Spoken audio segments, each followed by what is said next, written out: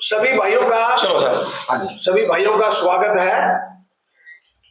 आज आपको मैंने इसलिए कष्ट दिया है कि 16 फरवरी को मैं हरियाणा के भूतपूर्व मुख्यमंत्री भूपेंद्र सिंह हुड्डा के गढ़ में गढ़ी सांपला कलोई, जो पिछले करीब 25-30 साल से वो कांग्रेस के पार्टी के पास है, इस परिवार के पास है। इनका गढ़ पिछले चुनाव में भी ये लोग जीते थे, रोहतक की और झज्जर की सारी सीटें, और झज्जर की एक सीट रही थी, रोहतक की सारी सीटें जीत गए थे। और अब इनका गढ़ हमें समाप्त करना है, इनका गढ़ खत्म करना है, क्योंकि जिस प्रकार से इन्होंने पिछले चुनाव में, विधानसभा के चुनाव में जिस प्रकार से इन्होंने जो कुछ किया, लोग कह रहे हैं, मैं अपनी नहीं कह रहा, लोग कह रहे हैं कि इन्होंने गद्दारी की है, किसानों के साथ गद्दारी की है, किसानों की तो लड़ाई करवा दी, आप बीजेपी की गोद में बैठ गए। तो इस तरह की बातें किसान कह रहे हैं, मैं नहीं कह रहा, किसी किसान से बात करके देखो। तो मैंने ये निर्णय लिया है कि मैं 16 तारीख को मैं एक अभियान शुरू कर रहा हूं किसानों का, किसान पंचायत कर रहा हूं मखड़ौली कला गांव में, बस अड्डे पे। और उसमें मुझे लगता है गढ़ी सांपला कलोई के कम से कम नहीं तो 4 से 5 हजार आदमी किसान इकट्ठे होंगे, मेरा अनुमान है ये। और उसके बाद मैंने 150 गांव ईयरमार्क किए हैं। उन 150 गांव के अंदर मैं छोटी छोटी चौपालों में जाऊंगा, जहां 20, 30, 40 लोग बैठे होंगे। वहां जाके किसानों की बात करूंगा। मैं 76 साल का हो चुका हूं भाई, मैं बची हुई जिंदगी किसानों के लिए करना चाहता हूं, किसानों के लिए और गरीब मजदूरों के लिए, गरीबों के लिए। तो मैंने ये किसानों के लिए इसलिए कर रहा हूं कि हमारी सरकार ने, केंद्र, डबल इंजन सरकार ने, केंद्र ने और स्टेट ने किसानों के लिए बहुत कुछ किया है। जैसे चौधरी देवीलाल ने 100 रुपए पेंशन की थी, आज से 1977 में, याद करो 1987 में, आज वो पेंशन 3000 से ऊपर चली गई। इसी तरह से मोदी जी ने 6000 रुपए किसानों को देने शुरू किए हैं। देख लेना, ये 60,000 तक चले जाएंगे। जो किसान सम्मान निधि है उसमें से ये दिए जा रहे हैं। और इसी प्रकार से 24 फसलों की खरीद हमारी नायब सैनिक सरकार खरीद रही है। भूपेंद्र सिंह हुड्डा किस मुंह से सरकार की बुराई करते हैं, सरकार की आलोचना करते हैं, वो खुद बताएं कि जब वो मुख्यमंत्री थे तो उन्होंने स्वामीनाथन कमीशन का कौन सा पॉइंट इन्होंने लागू किया।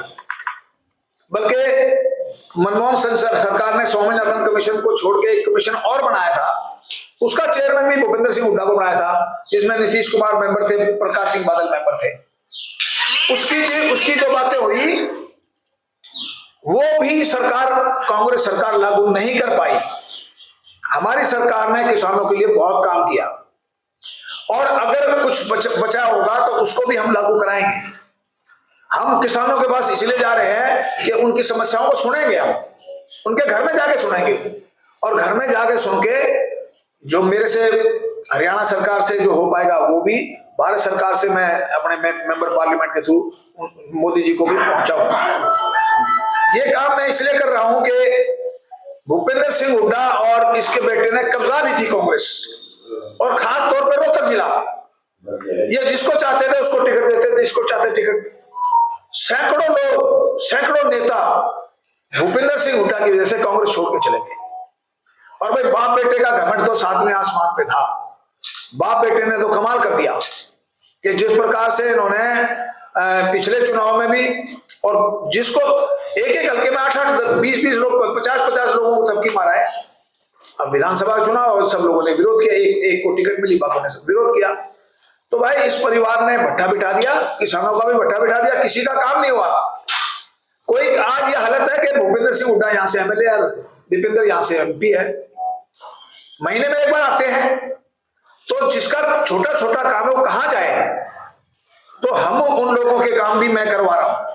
किसी का पेंशन का काम है, किसी का गलती आईडी गलती बन गई, किसी की फैमिली वो गलत बन गया फैमिली आईडी। तो ये सारी बातें, एक सॉरी। तो ये सारी बातें आज हालत ये हो रही है कि लोग जाए तो जाए कहां जाए। बाप बेटा ने भट्टा बैठा दिया, बाप बेटा ने काम किए नहीं किसी के, लोगों को ये लारे देके कि हम चीफ मिनिस्टर बनाएंगे। कहां से चीफ मिनिस्टर बनोगे ये बताओ ना आप हमें। तो मैं इसलिए ये 16 तारीख को फंक्शन कर रहा हूं और उस फंक्शन में किसानों की बात सुनूंगा, किसानों के बीच में बैठूंगा और जो मेरे से करा पाई जाएंगी कराऊंगा मैं। तो अब आपको भाई किसी ने कोई सवाल पूछ रहा है तो मैं से पूछ सकता हूँ। रतन जी बहुत बहुत धन्यवाद, आपका स्वागत है आपका। बड़ा सब 10 साल से लगातार आपकी हरियाणा में प्रदेश जो है, देश में भी आपकी सरकार है, फिर भी समस्याएं किसानों के इतने आंदोलन में है, आप फिर एक समस्या का समाधान करवा पाएंगे? कांग्रेस तो बाहर है, आप उन पर आरोप लगा रहे हैं कि उन्होंने बैठा दिया। ये आंदोलन जो है कुछ आंदोलन राजनीति से प्रेरित है। किसानों की मोदी जी कोई ऐसी काम छोड़ ही नहीं रहे। आज हरियाणा में क्या हालत है आप बताओ, कोई हरियाणा में किसान आंदोलन कर रहा है? एक आदमी भी आंदोलन नहीं कर रहा। पंजाब वालों के समर्थन में तो चले जाते हैं, बाकी हरियाणा में 24 फसलों की, अरे आपको एमएसपी मिल रही है, आपका कोई काम बता दो, छोटे मोटे काम तो रुक सकते हैं किसी का, बाकी कोई किसी का काम रुक नहीं रहा है। और किसानों को अगर सबसे ज्यादा किसी सरकार ने दिया तो हरियाणा सरकार ने दिया। नायब सिंह सैनी से किसान खुश है और बहुत ज्यादा खुश है। इस दौरान आपके मंत्री नाराज हो गए थे अनिल विज, उनको कार्ड बटाओ नोटिस। वो पार्टी का इंटरनल मैटर है पंचाल साहब, उसमें आपने अखबारों में पढ़ी लिया हुआ सारा, उसमें मेरा कुछ कहना पड़ता नहीं। अच्छा जी, नया कृषि बिल लाने वाली है सरकार, केंद्र सरकार, उसको किस तरह देखते? क्योंकि ये कह रहे हैं कि जो ये बिल आया तो कृषि जो मंडियां हैं वो खत्म हो जाएंगी, उसके पहले ऐसा है जब तक एक चीज आया ही नहीं उसके बारे में हम क्या कमेंट्स कर सकते हैं? आएगा उसके बाद कमेंट्स करेंगे। एक बार उस बिल को आने दो फिर कमेंट करेंगे निश्चित तौर पर। बजट में भी कृषि क्षेत्र को कुछ नहीं मिला, घटाया गया है बजट में। किसको? कृषि को, कृषि क्षेत्र के लिए नहीं भतेरा मिल रहा है यार। किसान को तो इतना कुछ मिल रहा है जितना पहले कभी आज तक तो मिला नहीं। जितना किसान को आज तक 1 रुपया किसी सरकार ने दिया। मेरी एक कांग्रेस के नेता से बात हो रही थी, बहुत पहले की बात है जब मैं कांग्रेस में था। मैं क्या, मोदी जी अगर किसानों को पैसा दे देंगे, कहता 5,000 रुपये भी दे देना तो भी किसान उसके पक्ष में चले जाएंगे। ये कांग्रेस का नेता है जो कई बार एमएलए रह चुका, मैं उसका नाम नहीं लेना चाहता। तो मोदी जी ने किसानों के लिए ईमानदारी से किया है। और हाँ जी, अभी आपने स्वामीनाथन आयोग पर जिक्र किया है। 2014 में लोकसभा का चुनाव ओम प्रकाश धनखड़ जी हार गए थे। उसके 1 महीने बाद ओम प्रकाश धनखड़ जी ने रेवाड़ी से रोहतक तक पद यात्रा की थी स्वामीनाथन आयोग रिपोर्ट लागू करने के लिए। और मैंने उस टाइम उनका इंटरव्यू लिया था, उन्होंने कहा था मैं लागू करवाऊंगा। 2014 से 2025 आया, बीजेपी ने क्यों लागू किया? स्वामीनाथन आयोग रिपोर्ट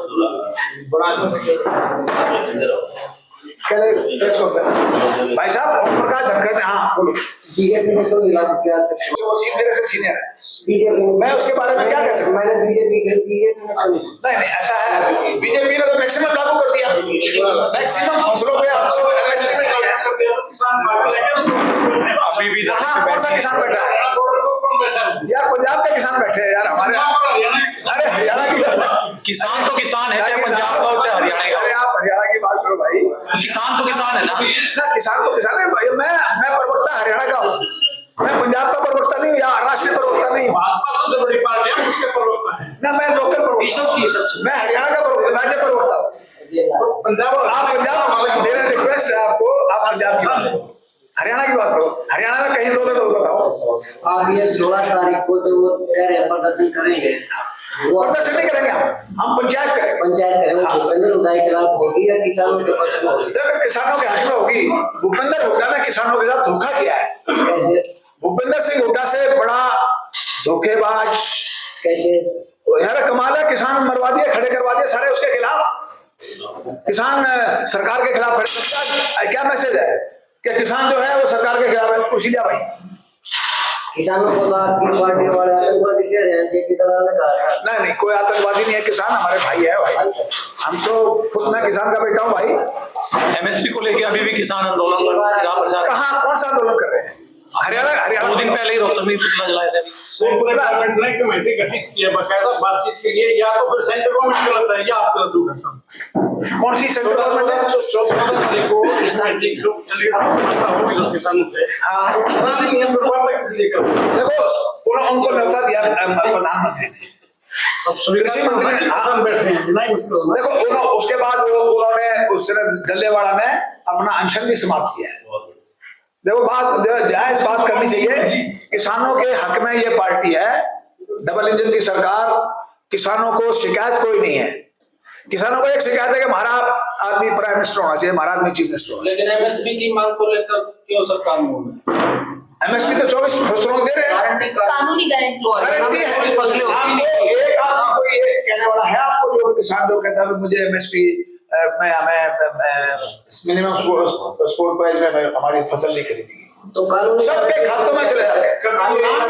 अरे कानून से बड़ा, जब तुम्हारे प्राइम मिनिस्टर एक बात कह रहा है, वो आपको प्राइम मिनिस्टर की बात पे यकीन नहीं, चीफ मिनिस्टर कह रहा है। कानून बनाने में क्या दिक्कत है? जब एमएसपी वो टाइम आएगा ना, वो टाइम आएगा कानून भी बनेगा। सब आप 24 फसलों की बात कर रहे हैं, और 24 फसलें तो यहाँ होती नहीं, जो जिन फसलों पे जो फसलें यहाँ होती हैं उस तकरीबन सब पे मिल रहा है, कोई किसान को कोई नाराजगी नहीं है।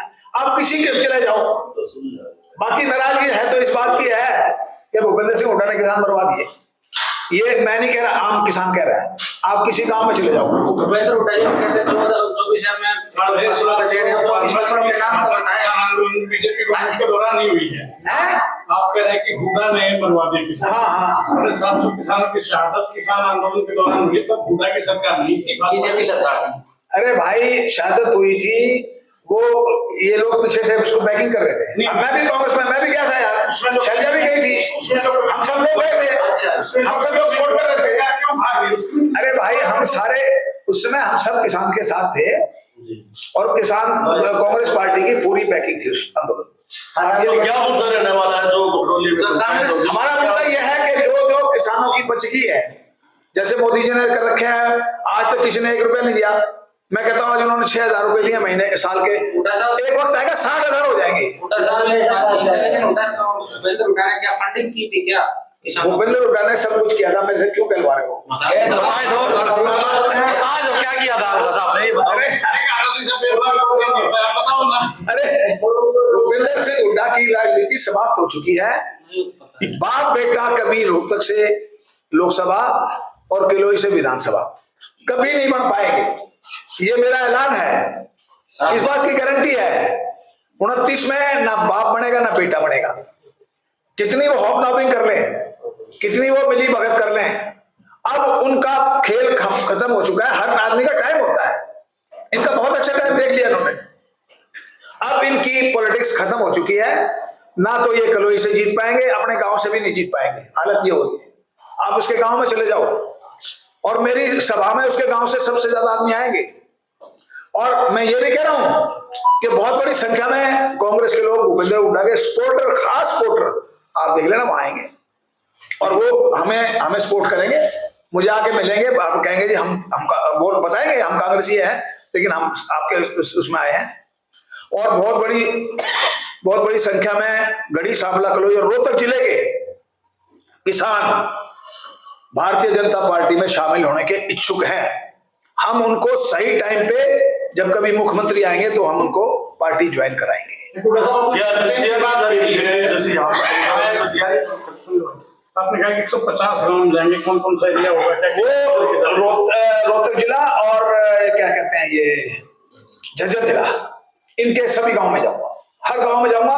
हफ्ते में एक दिन, 2 साल का मेरा प्रोग्राम, 2 और या 3 साल। और सोनीपत में तो हमारी 6 में से 5 सीटें आई हुई है, वहां आने की जरूरत नहीं। हाँ हमारी 8 की 8 सीटें प्रिस्मन की बात जाएगी नहीं, प्रिस्मन से पहले जाएंगे। प्रिस्मन तो 2029 में आएगा, 28 में आएगा, उससे पहले जाएंगे। आज के अब ये वक्त खत्म हो गया कि प्रिस्मन में जिसका गांव आएगा वहीं से वो लड़ेंगे। अब तो कोई कहीं से लड़ेगा, आगे ऐसा टाइम आ जाएगा।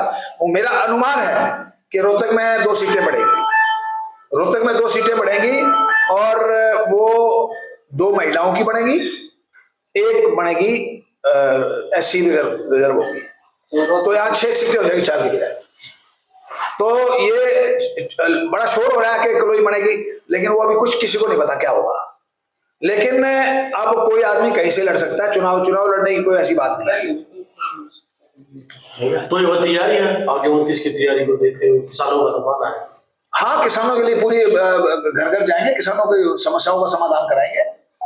अभी मैं जिन लोगों के खराब फसल के पैसे नहीं मिले, मैं एक को लेके जाता हूँ कृषि विभाग में, और उनकी जो कमियां रहती है वो पूरी कराता हूँ। अधिकारी सुनते हैं मेरे अधिकारी पूरी सुनते हैं भाई। साहब, एक तो आप कह रहे हो किसी किसानों के बारे में कर दिया सरकार ने, हाँ 10 साल से ज्यादा हो गया। हाँ जी, अब 20 समस्याएं बची, आपको समस्या निपटाने के लिए कहाँ जाना पड़ा किसानों के? ऐसा है जी, मैं तो बल्कि उनको आने की जरूरत है, हम उनके पास जा रहे हैं। सरकार आपके द्वार पे, मैं सरकार नहीं हूं लेकिन मैं कार्यकर्ता हूं। बीजेपी आपके द्वार पे जा रही है और उनकी बातें सुनने, इससे बढ़िया बात और क्या हो सकती है। हर हफ्ते 2-3 गांव में मैं जाया करूंगा, उसकी पिक आपको भेजूंगा सबको। कहीं 50 आदमी होंगे एक बैठक में, कहीं 20 आदमी होंगे, जितने भी बैठक में आदमी बैठकों की अब पॉलिटिक्स करनी है हमने। और ये बहुत बड़ी बात है कि भारतीय जनता पार्टी का एक कार्यकर्ता किसानों से बात सुनने के लिए घर घर जा रहा है। ये पहली बार हो रहा है मेरे हिसाब से। और भाई मेरे तो 100 साल पहले मेरे 2 ताऊ एमएलए रहे, एमएलसी रहे, और वो भी किसानों के उन्होंने खूब सेवा की है छोटराव के साथ मिलकर। तो ये मेरे परिवार की 100 साल की पॉलिटिक्स है। 100 साल से हम लोगों की सेवा कर रहे हैं। और मैंने जो काम किए 5 साल में एज ए मिनिस्टर, आप भूपेंद्र हुड्डा के गांव में चले जाओ। भूपेंद्र हुड्डा चीफ मिनिस्टर बनने से पहले मैंने उनके गांव में एक पीएचसी बनाई थी। भूपेंद्र हुड्डा के सपोर्टर कहने लगे तो पीएचसी बननी थी, बड़ा हॉस्पिटल बनना था, तूने छोटा बना दिया। और ये 93 की बात बता रहा हूं मैं, आज से 30 साल पहले की। वो पीएचसी ये 10 साल चीफ मिनिस्टर भी रह लिया। वो पीएचसी आज भी वैसी की वैसी है, बल्कि उसने साफ सफेदी नहीं निकलाई भूपेंद्र हुड्डा ने 10 साल। आज भूपेंद्र हुड्डा के गांव में चले जाओ, किसानों को पानी नहीं मिल रहा है, रो रहे हैं किसान, पीने का पानी नहीं मिल रहा है, ये हालत है। सारी टेलें उसने अपने गांव में लगा दी, उसके अफसरों ने गलत काम करवा दिया उससे। सारा गांव, मैं अभी आपको टेलीफोन पे अभी सुनवा देता हूं आपको, उसके गांव के किसान आपको भूपेंद्र हुड्डा को पानी पी पी के गालियां दे रहे हैं। एक सड़क गलत बना दी, जो सांगी की कोई लड़की बेचारी बाहर से आती है तो उसको 3 किलोमीटर पैदल चलना पड़ता है जसैया से, वो परली तरफ बना दी, इस तरफ सांगी की तरफ बनाना चाहिए था, उसने परे बना दी। तो ऐसे बहुत से काम भूपेंद्र सिंह हुड्डा ने गलत किए, कर नहीं पाया वो। 10 साल चीफ मिनिस्टर रह गया, दूसरे चक्रों में रहा है। और ये पहला चीफ मिनिस्टर जिसपे 6 मुकदमे हैं, और उसकी अभी भी सरकार बेल कैंसिल कराने की कोशिश कर रही थी हाई कोर्ट से। तो ये टेंटेड चीफ मिनिस्टर रहा है। अब इसको लोगों ने अस्वीकार कर दिया है। आने वाला टाइम, हरियाणा के लोगों ने अस्वीकार कर दिया है, आने वाला टाइम रोहतक लोकसभा और कुलई विधानसभा भी इसको अस्वीकार करेंगे। निकाय चुनाव को लेकर क्या कहते हैं? निकाय चुनाव में हम पूरे दमखम के साथ लड़ रहे हैं, और रोहतक से और पूरे हरियाणा में भारतीय जनता पार्टी का परचम लहराया जाए। हम उसमें जीतेंगे मैक्सिमम। कांग्रेस ये कह रही है कि ईवीएम के बजाय बैलेट पेपर से, ये तो खिसियाई बिल्ली खपा नोचे। जब कांग्रेस का था जब क्यों नहीं किया? अगर ये इतने ही सीरियस थे, जब 10 साल इनका राज रहा है, इनको चेंज करना चाहिए था ये सिस्टम। अब क्योंकि अगले 20-25 साल और इन्होंने बाहर रहना है, तो इसलिए खिसियाई बिल्ली खंबा नोचे, वो सिस्टम है। भारतीय जनता पार्टी बड़े अच्छे बहुमत से रोहतक के मेयर की सीट भी जीतेगी और दूसरी सीटें भी जीतेगी।